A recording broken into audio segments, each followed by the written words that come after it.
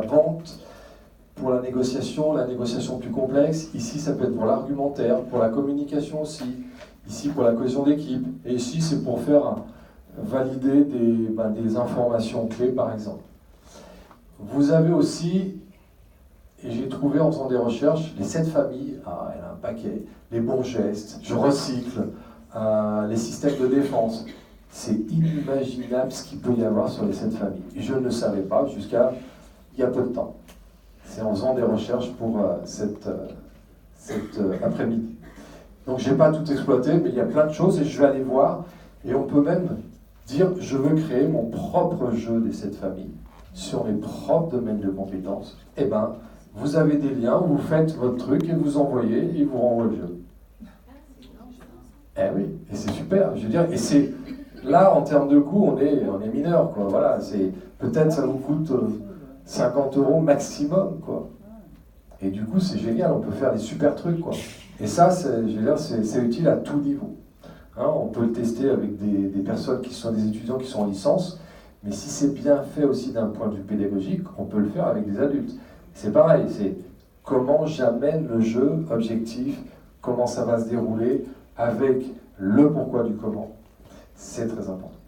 Ensuite, il y a aussi les plus connus, Milborn, Trivial Poursuite, La Bonne Veille, Jeu de loi, Monopoly. Tout ça, ça peut être exploitable en fonction de ce qu'on veut amener.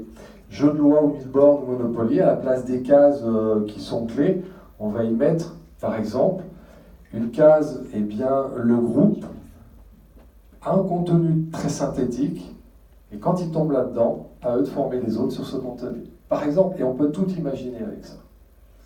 Et on se dit, mais de la base du Monopoly au jeu de loi, en changeant les cases, en limitant des éléments clés, quelque part il y a un aspect ludique, et en même temps ils sont complètement acteurs de la formation.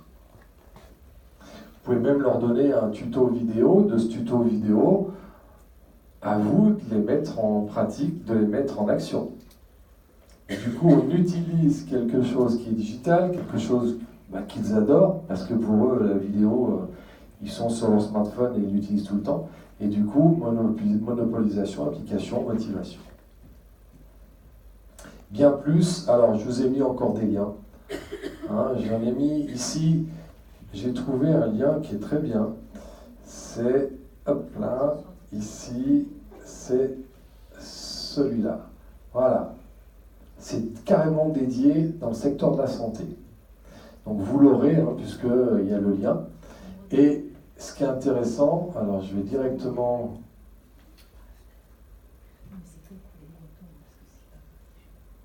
Comment, Emmanuel? Ah non, je crois que c'est bon. C'était que pour les Bretons. Chauvine. Bon, allez, Internet, là. Ah. Voilà. Contexte autour de la santé, c'est-à-dire qu'il y a carrément des entreprises qui travaillent autour de la santé. Hein, Bandai Manco, je ne connais pas là. Hein, Ubisoft, je connais. Vous avez ici des acteurs qui sont carrément dédiés au secteur de la santé. Voilà, donc c'est intéressant, ça veut dire qu'on peut y trouver des choses, et des choses qui sont vraiment pas chères.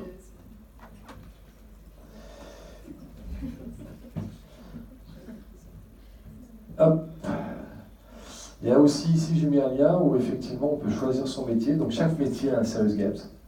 C'est des Serious Games qui sont gratuits ou qui coûtent une misère. Et finalement, on peut apprendre un métier grâce à ces Serious Games. Et du coup, chaque métier a son Serious Games et on peut aussi s'en servir. Alors, les plus généraux des Serious Games, alors je rappelle bien, logiciel informatique, interactif et ludique, c'est ça, ce qu'on appelle le jeu pur.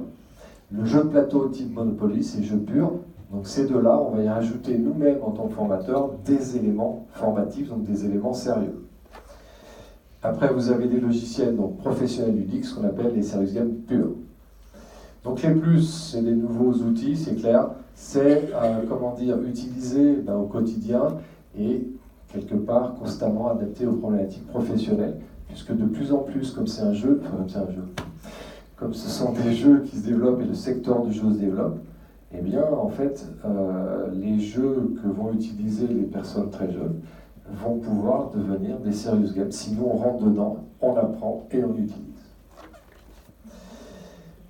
Des outils multimédia de communication qui peuvent être utilisés en famille. Et du coup, on peut effectivement ramener à des bons moments. Alors, ça peut générer de l'interrogation, de la curiosité. Quand j'ai fait pour la première fois le serious game, au Chinatown, ah bon, qu'est-ce que c'est, machin.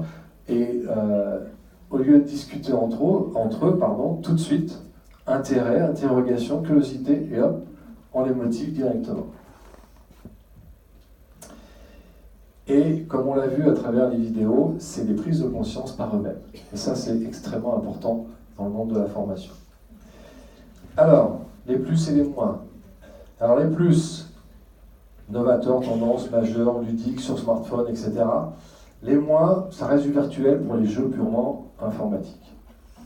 Ils sont souvent seuls devant l'outil, et c'est là où effectivement, quelque part, il n'y a plus, comme dans les serious games jeux de plateau, cet enrichissement d'interaction. Mais à nous, quelque part, d'en faire quelque part des interactions. Alors, ça, j'ai trouvé le problème technique divers. L'informatique, c'est bien quand ça marche. Donc,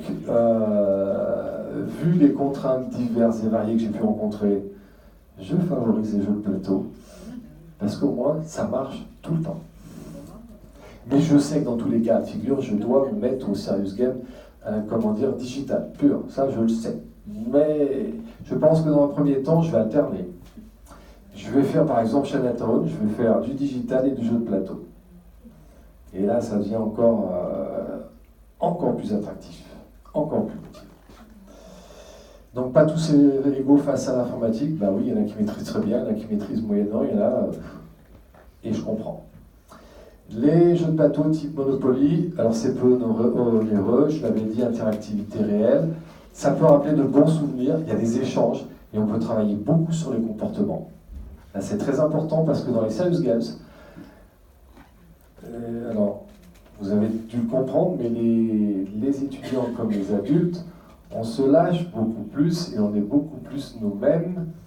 Alors prends attention à comment faire des miroirs, faut y aller délicatement, mais ça veut dire que c'est très riche et on peut avoir une richesse d'utilisation sur les comportements, mais en y mettant des objectifs très précis sur notamment la bienveillance pour que les gens puissent réellement se livrer. Ça, c'est important. Pour moi, ça peut être ce qu'on appelle un outil de décalage. C'est-à-dire que dans l'ère du tout digital qui va arriver, eh bien, revenons à des choses qui sont hors digital.